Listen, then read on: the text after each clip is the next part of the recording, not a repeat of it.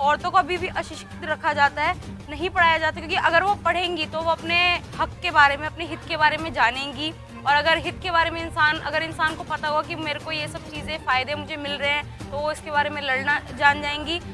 Savitri by फुले जो थी, वो एक हमारे लिए एक जिंदा मशाल थी। अगर उनको हमें उजागर करना चाहिए, उनके एग्जाम्पल से हमें लेसन्स लेने चाहिए। और ऐसी जैसे और महिलाएं थी, मगर उन पे जो जिस तरह की आपने शब्द इस्तेमाल किए, जिस तरह से उनको प्रताड़ित किया गया, वो नहीं था। जैसे अरुणा आसिफ अली भी थी, जैसे मदर टेरेसा भी थी, मगर उन पे इतने मजालिम टूटे और फिर भी उन्होंने अपनी पूरी जिंदगी औरतों की तालीम के लिए वक्फ कर दी।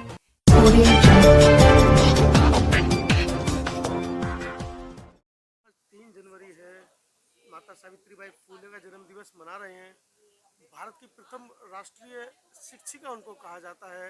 लेकिन कहीं ना कहीं महिला हूँ, लड़ सकती हूँ जैसे नारे देश में चल रहे हैं, महिलाओं को आगे बढ़ाने के लिए तमाम नारे चल रहे हैं। लेकिन कहीं ना कहीं ऐसे में इस देश के दलित साहित्यकारों ने, इतिहासकारों ने, सरकारों ने ऐसी मातृशक्ति जो भारत की प्रथम महिला शिक्षिका, जैसे कि आज आपने सुना उनके बारे में कि कैसे वो एक साड़ी रखती थी, उनके ऊपर जो स्वर्ण समाज के लोग थे मानव मल तक फेंकते थे। क्या और फेंकते थे? मानव मल, लैट्रीन फेंकते थे उनके ऊपर। मतलब जंगल से उठा लाते थे कि वो हाँ, समझ गई। बच्चों को हाँ। पढ़ाने ना जा पाए। और ऐसे में उन्होंने स्कूलों की स्थापना की, लड़कियों के लिए स्कूल बनाए। तो क्या आपको लगता है कि इनको आगे बढ़ाना चाहिए, इनको प्रचार प्रसार करने की जरूरत है, या इस देश के अंदर जो स्वर्ण मानसिकता के लोग हैं वो नहीं चाहते हैं कि एक बड़ा तबका जो SC ST OBC का है वो भी पढ़े लिखे समृद्ध हो? जी, ये तो आपने बहुत एक पेचीदा सवाल खड़ा कर दिया। और मैं तो ये समझती हूँ कि सावित्री बाई फुले जो थी, वो एक हमारे लिए एक जिंदा मशाल थी। अगर उनको हमें उजागर करना चाहिए, उनके एग्जाम्पल से हमें लेसन्स लेने चाहिए। और ऐसी जैसे और महिलाएं थी, मगर उन पे जो जिस तरह की आपने शब्द इस्तेमाल किए, जिस तरह से उनको प्रताड़ित किया गया, वो नहीं था। जैसे अरुणा आसिफ अली भी थी, जैसे मदर टेरेसा भी थी, मगर उन पे इतने मजालिम टूटे और फिर भी उन्होंने अपनी पूरी जिंदगी औरतों की तालीम के लिए वक्फ कर दी। तो मुझे लगता है कि उनको तो बहुत बड़ा आइकॉन बनाना चाहिए। इतिहास ने दबा दिया उसको। यानी मैं अपने आप को ब्लेम करती हूँ, मैं तो अपनी निंदा करती हूँ कि मुझे इतना नहीं, उनके बारे में इतना मैंने नहीं पढ़ा, क्योंकि किसी ने हमें बताया ही नहीं। और ये एक तरह से this it opens the window of the mind, दिमाग की खिड़कियां खुल जाती हैं कि ऐसी औरत को, यानी एक तरह से मलाला यूसुफजई या मदर टेरेसा, उसके हम उसके हम प्याला हैं, वो उसके हम नशीन है, वो उसके साथ बैठी हैं, मगर हमने नहीं उसको रिकग्नाइज मैडम किया। इतिहास यहाँ तक दबाया गया कि जहाँ पर सावित्रीबाई फुले ने प्रथम स्कूल बनाया था, मुंबई के स्वर्ण मानसिकता के लोगों ने वहाँ पर चकला घर बना दिया चारों तरफ, जिससे कि उस स्कूल को प्रचार प्रसार ना मिले। वहाँ पर फीमेल्स की बाजार रखते हैं आज भी। चकला घर मतलब? मोमडस में, अच्छा, ओ मतलब उस ऐसी। स्कूल को दबाने के लिए अच्छा, रेड चकला लाइट एरिया उसको, बना दिया वहाँ पर। Red light area.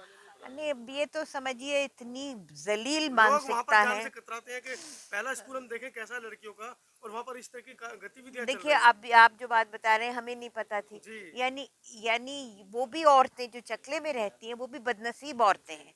उनको भी हम कोशिश करते हैं, हम बम्बई में भी हमने कहा, मतलब यानी ये तो नाकाबिले फरामोश बात है कि उन औरतों को इस तरह से, उनका भी हम उनको भी हमारे दिल में, उनके लिए भी हमारे लिए हमदर्दी है। मगर सावित्री भाई फूले के घर को, जिसको आप चकला घर कहते हैं, ये तो हमारी जलालत है। मतलब चारों तरफ से उसको दबा दिया गया इस तरीके से कि लोग जा ना पाए उस एरिया के अंदर, नहीं, बट देख ना इस पाए। बात को तो बहुत बढ़ के कहना चाहिए। मैं अपने आप को पढ़ी लिखी कहती हूँ, but मैं तो अपने आप को जाहिल समझ रही हूँ कि मुझे नहीं पता था कि ये है। तो ये बात तो बहुत बढ़ के आनी चाहिए। ये तो एक तरह से हम कहते हैं कि हम इतना सुपर पावर बनने जा रहे हैं, मगर हमारे आइकॉन्स जो हैं उनको हम इस तरह से जलील करके उनके नाम को फरामोश कर रहे हैं। जलील भी नहीं, उनको खत्म कर रहे मैडम हैं। आज पूरे देश के अंदर माता सावित्रीबाई फूले के जन्मदिवस को बड़े हर्षोल्लास से बहुजन समाज की महिलाएं मना रही हैं। हालांकि इस पर्व को देश की हर महिला को मनाना चाहिए, लेकिन कहीं ना कहीं इतिहासकारों ने, साहित्यकारों ने जो बेईमानी की है बहुजन महापुरुषों को या इस तरह की महिलाओं को जन जन तक पहुंचाने में, उसमें क्या लगता है आपको जिस वर्ग विशेष से आप आती हैं, कहीं ऐसी अपेक्षाओं का शिकार आगे भविष्य में और हमारे समाज की महिलाएं या और जो महापुरुष काम कर रहे हैं समाज के लिए वो तो नहीं होंगे? होंगे सर।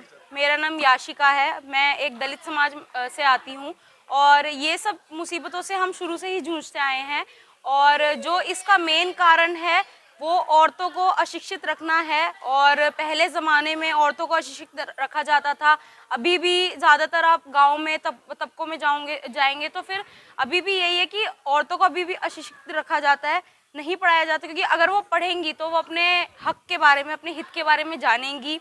और अगर हित के बारे में अगर इंसान को पता होगा कि मेरे को ये सब चीज़ें फ़ायदे मुझे मिल रहे हैं तो वो इसके बारे में लड़ना जान जाएंगी। सरकार अपने खिलाफ जो है एक बगावत नहीं खड़ी करना चाहता, इसलिए वो चाहता है कि आज भी जो हमारी समाज की औरतें हैं वो पढ़े ना लिखें और आगे ना बढ़ें, क्योंकि पढ़ती हैं तभी हम आगे बढ़ती हैं। और आपकी कलम आपका रखती है कि आप कहाँ पे जाएंगी या क्या करेंगी। शिक्षित करना इसलिए भी क्योंकि सरकार की जो आए दिन नीतियाँ आती रहती हैं, अगर महिलाओं ने उस चीज़ को समझ लिया कि लास्ट टाइम पे पिछले ईयर आप देखें कि औरतों के जो हित में बजट पास हुआ है, उस बजट का या उस पैसे का बिल्कुल भी इस्तेमाल जो हुआ है वो औरत विभाग पे बिल्कुल हुआ ही नहीं है। अगर समाज कल्याण की हम बात करें तो सबसे पहले हमारी नींव जो है वो शिक्षा से रखी जाती है, बचपन से ही हम सिखाते हैं आ ई, तो उसमें अगर हम थोड़ा सुधार करें। और आज भी अगर आप देखेंगे एक मुख्य चीज़ ये है कि आज भी आप देखेंगे 12वीं और 10वीं की जो मुख्य किताबें हैं उनमें सावित्रीबाई फुले जी का बिल्कुल भी कहीं भी, अगर कोई हमारे इतनी बड़ी हस्ती हैं हमारे जो हर किसी के दिल में इनको बसना चाहिए, उनके बारे में आपको 10वीं 12वीं की किताबों में पढ़ाना चाहिए, बताना चाहिए।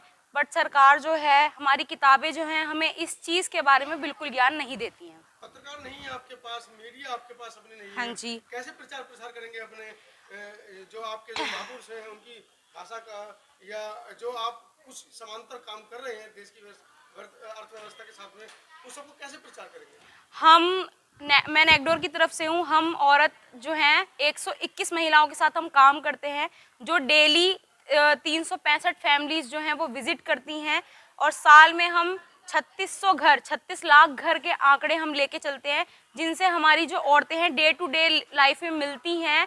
और आधे से ज़्यादा जो लोग हैं वो इसी कम्युनिटी से बिलोंग करते हैं, उनकी डे टू डे क्या मुसीबतें हैं उनको कैसे सुलझाया जाए, इस तरीके से हम लोग कवर अप करते हैं। और हमारे पास 121 वुमेन लीडर्स हैं जो इसमें काम करती हैं। महिलाओं के लिए आप काम करती हैं, क्या हाँ जी। समस्याएं आपको जमीनी स्तर पर महिलाओं की सुनने को मिलती है, समझने को मिलती है? सर, शिक्षा हो गया, अत्याचार हो गया, बलात्कार हो गया, और महिलाओं पे ही सारे जो अगर आप गुनाह का नाम लेंगे तो आपको महिलाएं की छवि ही आएगी, क्योंकि सबसे ज़्यादा पीड़ित जो हैं वो महिलाएं, सबसे ज़्यादा गुनाह महिलाओं के साथ होते हैं। अगर आज के टाइम पे 2 बजे रात को कोई आदमी बाहर निकल जाए तो वो पूरा तरीके से सेफ है, उसके साथ कुछ नहीं होगा।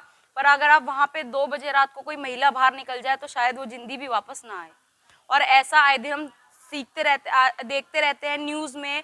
अभी हाल फिलहाल में भी एक केस हुआ है जिसमें जो 4 साल की बच्ची है, अभी मैं न्यूज़ देख रही थी, तो 4 साल की एक बच्ची है, उसको कहीं पे उसके साथ बलात्कार किया और फिर जो वो पुरुष था उसने उसका बलात्कार करने के बाद जो है उसका जो मेन पार्ट थे उनको वो मार के खा गया।